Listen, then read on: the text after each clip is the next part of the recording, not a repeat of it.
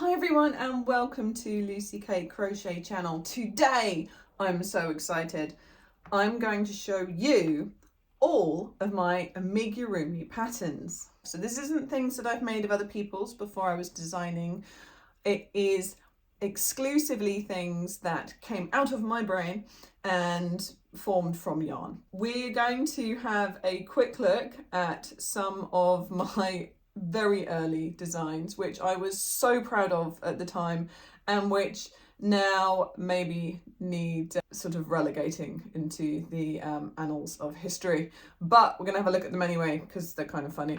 And then we're going to move through most of these things. I actually designed and put the patterns on the website just last year, just in 2023. And there's a couple of things that I've started making this year that we'll have a look at too. So the first one is this caterpillar.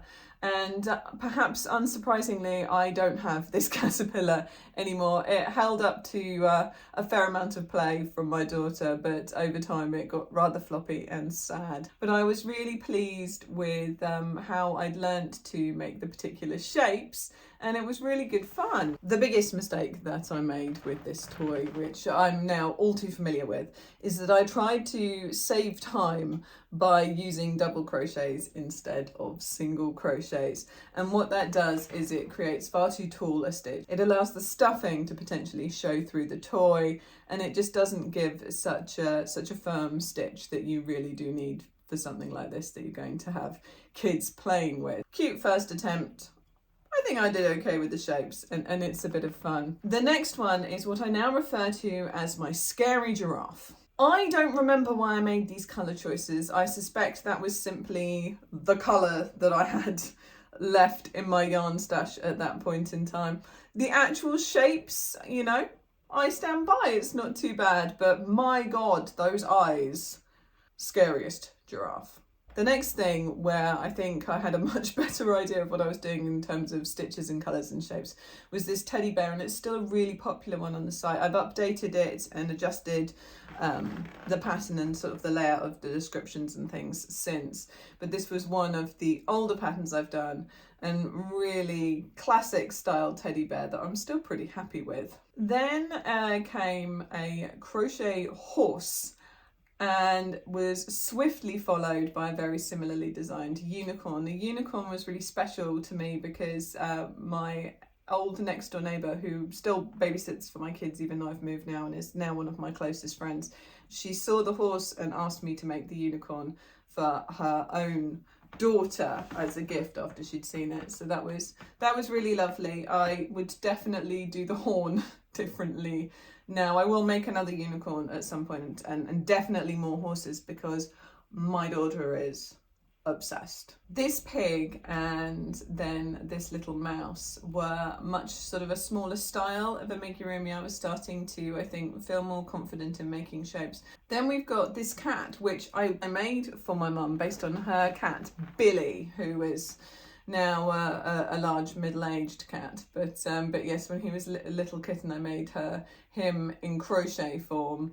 I would do the face slightly differently now. I think on a cat I will definitely make another cat, but this bunny, classic teddy style bunny, still really pleased with that one. That's cool, and I love this yarn. Such nice yarn. I want to find that yarn again. The poodle is an interesting one. So I made a crochet Labrador. That is a free pattern, but it's not on the crochet site. It's on the Labrador site, which is another website that I work on when I have my animal hat on and not my crochet hat on. Although, again, not quite what I would design now. I still do. I'm really fond of this one. And we're nearly ready to move into the more recent ones. So there's a time jump of about 4 or 5 years where I did not crochet. Life stuff was just too much and it killed my creativity, but back on track now, and especially 2023 was a big year for that. So the crochet dragon, that's the last old pattern,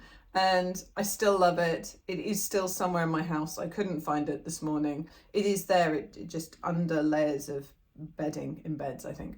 But yes, so dragon, still love that dragon. Might do a similar dragon again, and I did last year. So diving into that.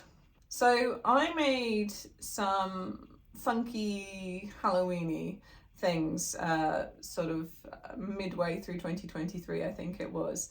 And I made a scorpion and a tarantula, and they were very, very popular with the people who've seen them in real life. I used pipe cleaners to give motion and movement and position to them, but really fun. And around the same time I made this frog, and I made it because my daughter wanted a frog and she loves it. And I've got to say, even including the scary giraffe, this is my least favourite thing that I've made. I almost didn't put the pattern online. It just, something about it doesn't work. I think it's the proportions are off. Then there's this walrus, and that's a Converse thing. It's an interesting one. I love this walrus. So this, again, I made for my daughter. I think he's adorable and he's got little cheeks, and it's not a popular pattern online at all. But, you know, sometimes you just have to make what you love, and look at his little tusks. I really like him. So, walrus. So we've got the elephant and the raccoon and the hippo came one quite quickly after another after that. And I don't have any of them here with me, but they all were that sort of teddy shape with the cute features, and then developed more and more, making sort of outlined legs and then sort of patches on the eyes on the raccoon. And so I'm really, I really still like what I did with those. Marion, who I mentioned previously with the unicorn situation, I see her every week. She really liked the raccoon one I showed her, so I made her a cockapoo. And that is based on Marion's actual cockapoo dog, Chester, who is just the cutest thing in the world. Shortly after that came the fox, which I keep in my room. I haven't given this to someone else, so he lives in this room. And I show him quite a bit as sort of an example of different ways of defining toys with extra features. So he was one of the next ones.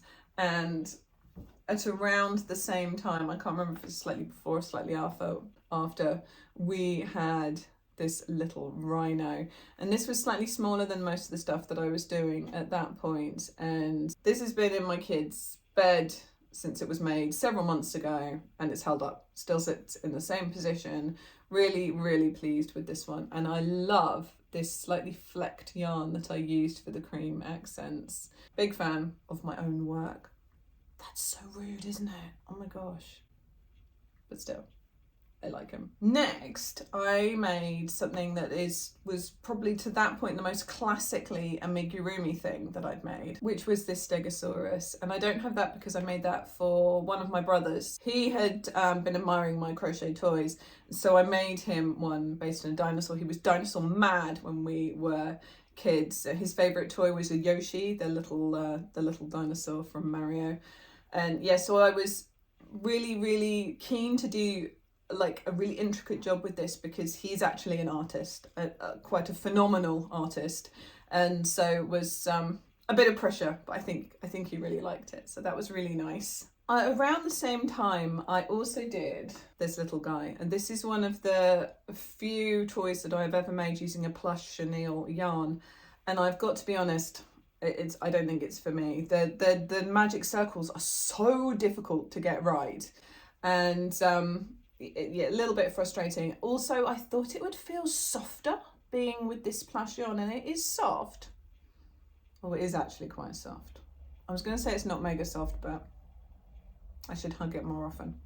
Soft. And I made him some bamboo because I thought that he wasn't quite unique enough. Done in a different sort of yarn with a smaller hook, and it's a more defined thing. One of my most popular, in fact I think my most popular pattern came after that. It's the Highland cow. I deliberately gave him this oversized muzzle, and he didn't quite have the look I wanted when I started to do the hair, so I added in strands of this other yarn to the hair, and I think it really makes him pop. If you like hugging toys, he's a great size and shape to hug. Around that time, I'd really started to post quite a lot more patterns to the website again, and I was chatting to a good friend of mine, and he asked if I'd ever made a goose. I've got to tell you, this is one of the most challenging things I have ever done because I'd never made a bird. And around that point, my son wanted a rainbow dragon. And that sounded horrifyingly complicated until I remembered that you can buy rainbow yarn. So I bought some rainbow yarn and I knocked together this dragon. And actually I'm super pleased with this one. This is one of like my personal favorites of the patterns that I have made. There were 3 slightly more random things after that. One of them was a koala that I made for my insanely wonderful friend Valerie. We were going baby clothes shopping before she had the baby, and she kept on pointing out things that were cute and they all happened to have koalas on them, so I made her a koala. I then I was just going to make a crochet tortoise because I had this yarn that's kind of camo-y and there wasn't really anything sort of that I wanted to make that would look good with it. And I thought, oh, tortoise shell. I made it for my son or my daughter, and then the other one wanted one too. And I don't like making the same thing twice. So I made the other one a turtle.